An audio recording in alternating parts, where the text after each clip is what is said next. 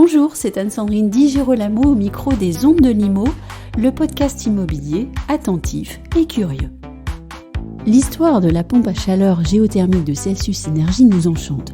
Vous allez l'entendre, c'est une très belle aventure racontée par Hélène Hoffmann qui est ingénieure technico-commerciale dans cette jeune entreprise issue de Schlumberger, société multinationale, elle, spécialisée dans les services et équipements pétroliers.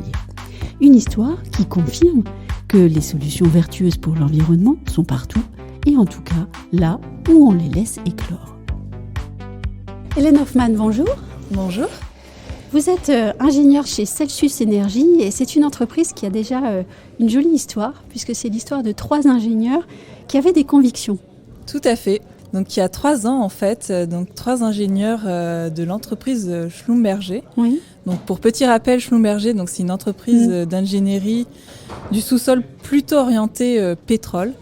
Et voilà, ces 3 ingénieurs se sont retrouvés autour d'une machine à café. Oui.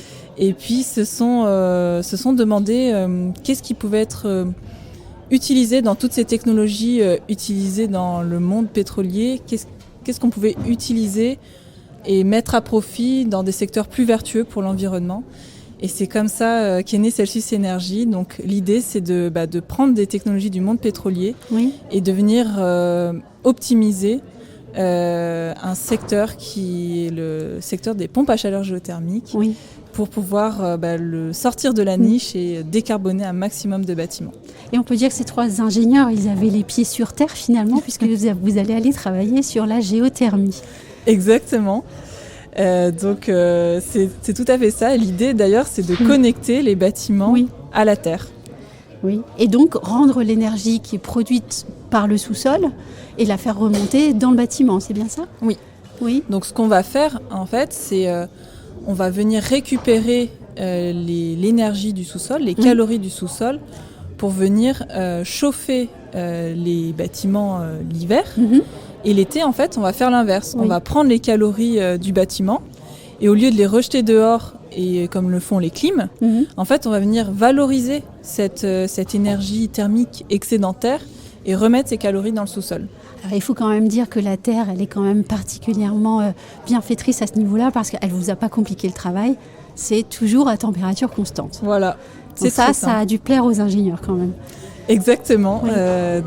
C'est justement sur ça qu'on se base, sur cette température qui est, par exemple, en région parisienne, à 15 degrés toute l'année. Oui. Et donc ça, c'est assez magique pour des ingénieurs, puisque ça va permettre de optimiser toutes les performances des pompes à chaleur et produire de l'énergie thermique bas carbone. Alors vous êtes une entreprise toute jeune, mais vous avez des moyens, puisqu'il y a des gens qui ont investi. Et puis surtout, vous avez déjà implémenté la solution dans des immeubles. Oui, tout à fait. Oui. Donc la première installation qu'on a fait, c'était chez nous. Oui. C'est vrai, c'est plus facile. Oui, c'est ça.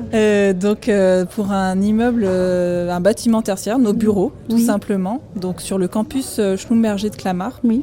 Donc c'est le plus grand campus R&D Schlumberger d'Europe. Et c'est là qu'est né Celsius, donc c'est assez emblématique. Donc on a isolé un bâtiment du campus, un bâtiment de 3000 m², et on est venu le connecter justement à l'énergie de la Terre.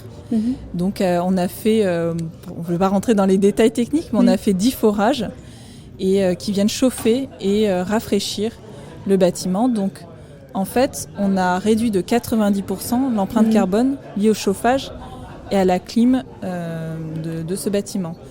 Et juste pour remettre dans le contexte, ce qu'il faut savoir, c'est que le chauffage et la clim, en France, ça représente le quart de nos émissions. Oui. Donc quand on dit qu'on réduit de 90% l'empreinte carbone de ce poste-là d'émissions, c'est très fort en fait. Oui. Oui. Et alors, ce qui est impressionnant, finalement, c'est que quand on regarde vos maquettes, là, nos auditeurs la voient pas, mais ça va vraiment manquer, c'est qu'il faut finalement imaginer un arbre avec des racines. Et voilà notre bâtiment avec ces tubes de plastique, alors c'est mal dit, mais bon, voilà, qui sont en dessous du bâtiment. Oui, tout à fait. En fait, ça se présente vraiment comme des racines. Oui. Et c'est une optimisation qu'on est venu prendre dans le monde pétrolier. Oui. Ces forages déviés, puisque jusqu'à aujourd'hui, les forages géothermiques sur sonde étaient verticaux. Mais par contre, ça prenait beaucoup d'espace car il fallait les espacer de 10 mètres. Nous, ce qu'on a fait, c'est qu'on a réduit ça sur quelques mètres carrés et on est venu faire des forages en biais pour pouvoir avoir cette emprise au sol très réduite. Et je suppose aussi que vous travaillez assez finement sur tout ce qui est métrique. Oui. Exactement, ça c'est un peu l'ADN Schlumberger d'instrumenter pour pouvoir garantir la qualité des ouvrages, et notamment au niveau du sous-sol. Puisque quand on fore, en fait, on ne sait jamais trop ce qu'il y a dessous pour le maître d'ouvrage. Donc c'est rassurant de savoir qu'il y a une entreprise derrière qui a toutes ces techniques développées dans le monde pétrolier. Tiens, et d'ailleurs, il y a une petite dernière chose qu'on n'a pas dite, c'est vous forez à quelle profondeur ? On fore jusqu'à 200 mètres de profondeur. Oui. Ce qui est beaucoup ou pas ? Alors ça dépend de quel point de vue. Pour des personnes pour des gens qui sont dans le pétrole, peut-être pas.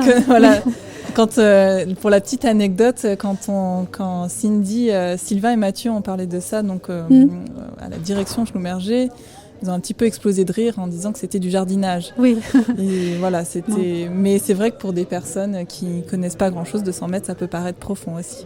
Un grand merci. Mais merci à vous.